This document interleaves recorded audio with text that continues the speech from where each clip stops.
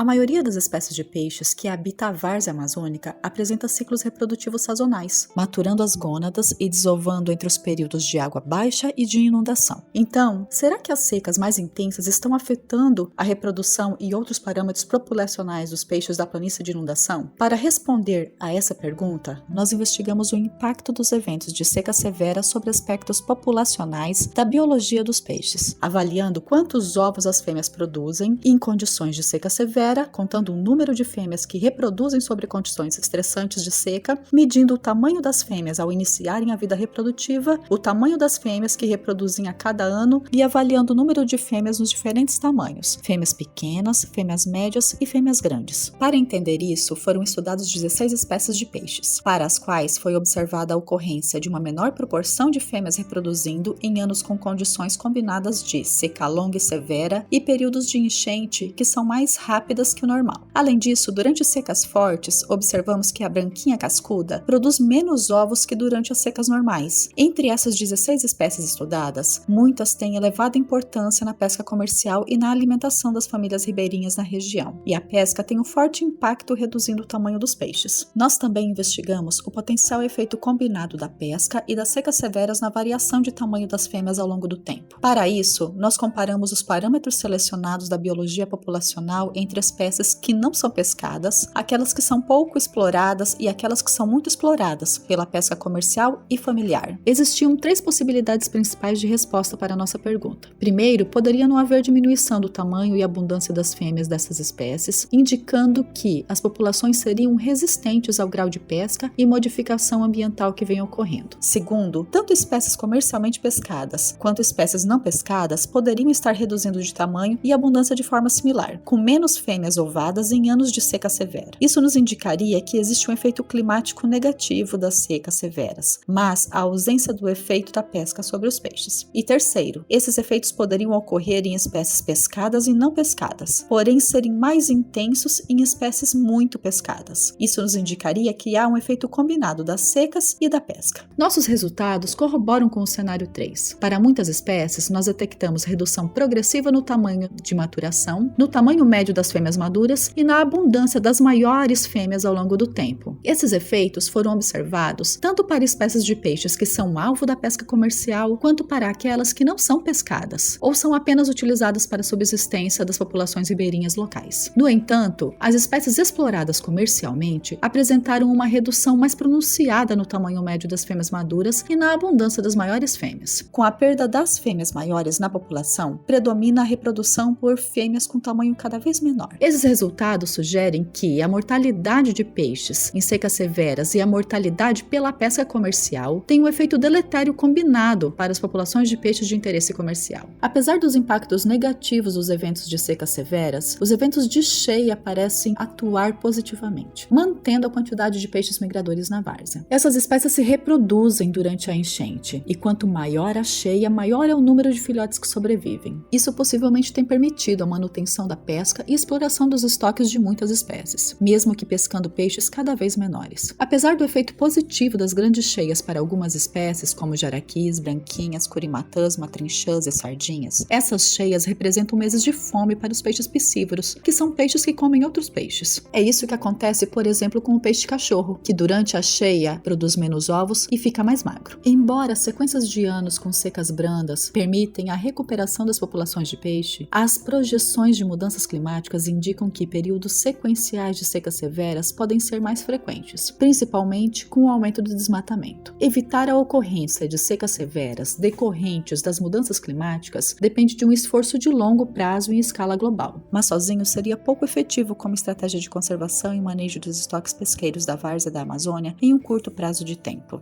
Algumas políticas públicas podem ser implementadas ou ajustadas para mitigar parte dos efeitos negativos locais e regionais desses eventos hidroclimáticos. Uma das alternativas seria antecipar o início do período anual de defeso em anos com previsão de secas fortes. Uma vez que a redução do nível da água é muito rápido nesses anos, a antecipação do início do período de defeso em cerca de 15 dias já poderia ser o suficiente para reduzir o efeito da mortalidade da pesca sobre esses peixes. Isso poderia contribuir para acelerar o processo de recuperação populacional, especialmente daquelas espécies de interesse pela pesca comercial, além de contribuir para a conservação da biodiversidade, biodiversidade, a segurança alimentar das populações humanas regionais e para a manutenção de importantes serviços ecossistêmicos providos pelos peixes nas planícies alagáveis amazônicas.